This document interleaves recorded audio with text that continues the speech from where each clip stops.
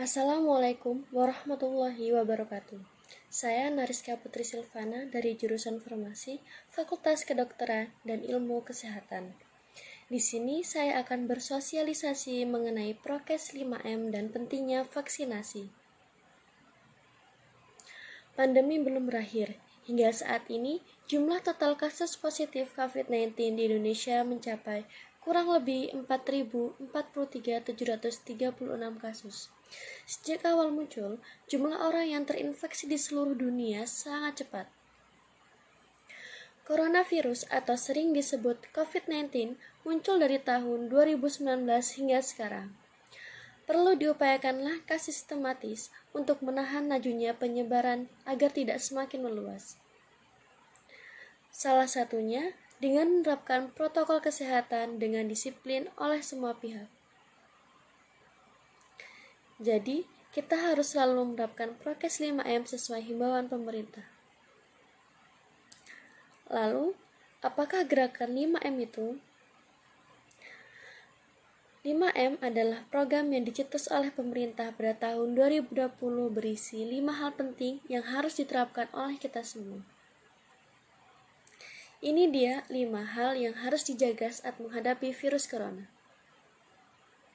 Yang pertama, memakai masker. Penggunaan masker yang benar adalah dengan menutup hidung dan dagu. Mengganti masker per 4 jam sekali jika sudah lembab. Menggunakan masker dengan benar. Meskipun sudah divaksin, kita tetap dianjurkan untuk tetap memakai masker. Aturan dari pemerintah sekarang menganjurkan untuk memakai 2 masker sebagai pelindung. Jangan gunakan masker lebih dari 2 kali, karena masker bisa menimbun bakteri dan bisa berkembang biak. Lalu, cari masker yang sesuai dengan standar rumah sakit. Selalu memakai masker saat berada di luar rumah, atau ketika berkumpul bersama kerabat dimanapun berada. Yang kedua, menjaga jarak minimal 1,5 hingga 2 meter. Menjaga jarak di tempat umum. Menjaga jarak di eskalator atau lift. Menjaga jarak saat berdiskusi atau meeting. Menjaga jarak saat bekerja. Menjaga jarak saat berada di ruang makan. Menjaga jarak saat berbelanja. Hindari kontak fisik termasuk berjabat tangan, apalagi memeluk. Kalau bisa, bahkan jangan bepergian ke tempat umum. Kalau memungkinkan bekerja di rumah, ya di rumah saja. Tapi, kalau tidak memungkinkan, jangan juga berkeluh kesah. Yang terpenting, kita selalu menjaga kesehatan tubuh kita untuk menghindari terkena droplets dari orang yang berbicara, batuk, ataupun bersin. Tetap lakukan social distancing. Yang ketiga, mencuci tangan dengan sabun dan air yang mengalir secara menyeluruh, setidaknya 20 detik. Menyeluruh artinya mencuci tangan di telapak tangan, di sela-sela jari, di bawah kuku. Pastikan semua bagian tangan hingga siku tercuci hingga bersih. Kemudian keringkan tangan dengan handuk kering ataupun tisu hingga bersih. Disarankan untuk mencuci tangan beberapa kali sehari, terutama di saat sebelum makan atau minum, setelah menggunakan kamar mandi, setelah menutup hidung saat batuk atau bersin,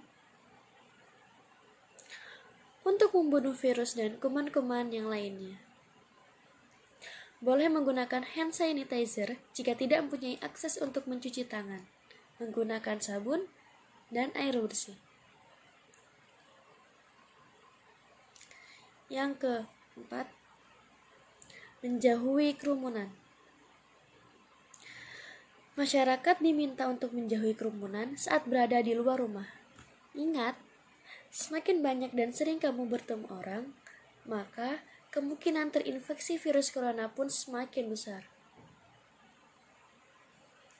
Oleh sebab itu, hindari tempat keramaian, terutama bila sedang sakit atau berusia 60 tahun ke atas.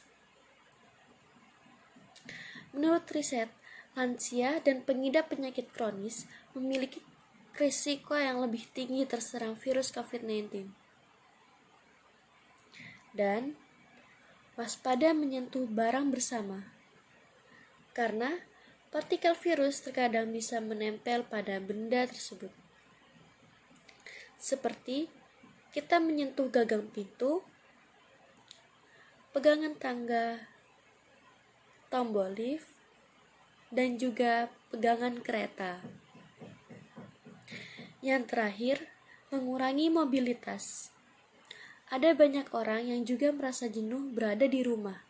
Padahal, kita bisa melakukan hal-hal positif selama kita di rumah, seperti kita memiliki waktu lebih banyak untuk berkumpul dengan keluarga. Juga, kita bisa punya banyak waktu untuk hobi yang selama ini tertunda dengan banyaknya aktivitas yang kita jalani.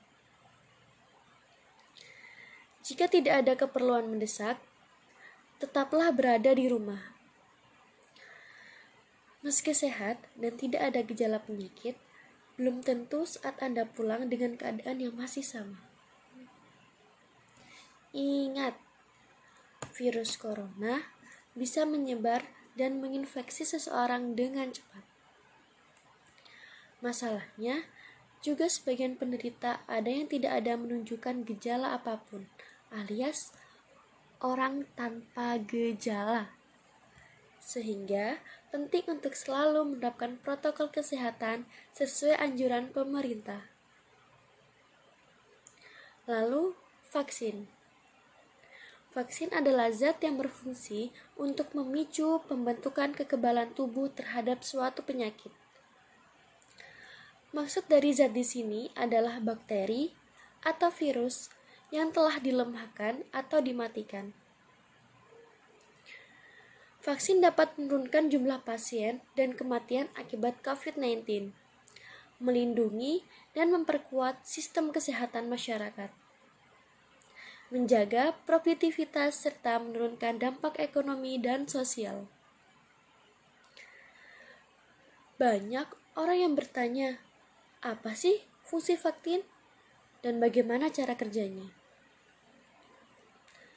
Vaksin membuat kita kebal akan suatu penyakit. Orang yang divaksin memiliki kekebalan tubuh tanpa harus sakit dahulu. Sedangkan orang yang tidak divaksin harus sakit dahulu baru kebal. Saat vaksin, tubuh kita akan mengenali terdapat komponen atau virus, lalu tubuh kita akan merespon dengan bentuk antibodi sebagai pasukan kekebalan. Sehingga di masa mendatang, saat seseorang terpapar oleh virus, maka ia sudah memiliki kekebalan tubuh. Jadi, bagaimana jika seseorang sudah terpapar COVID-19? Apakah tetap perlu divaksin? Rekomendasi di Indonesia saat ini menyatakan bahwa orang-orang yang pernah mengalami COVID-19 tidak termasuk untuk divaksin, karena dianggap telah memiliki kekebalan.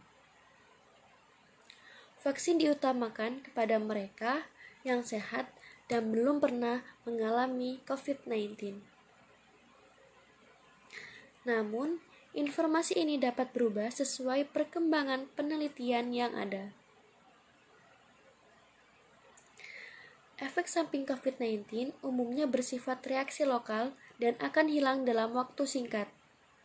Hal ini wajar sebagai pertanda bahwa vaksinnya bekerja dan akan hilang dalam beberapa hari.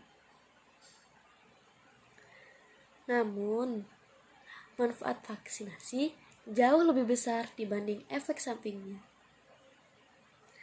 Lalu, bagaimana cara mencapai herd immunity atau kekebalan kelompok? Pada kelompok masyarakat yang jumlah vaksinasinya tinggi, seseorang yang divaksinasi, selain ia terlindung, ia juga menjadi benteng pelindung bagi orang-orang di sekitarnya. Oleh karena itu, vaksinasi bukan hanya urusan pribadi, tapi juga tanggung jawab bersama. Mungkin itu saja yang bisa saya sampaikan. Mohon maaf jika ada kurangnya. Terima kasih. Assalamualaikum warahmatullahi wabarakatuh.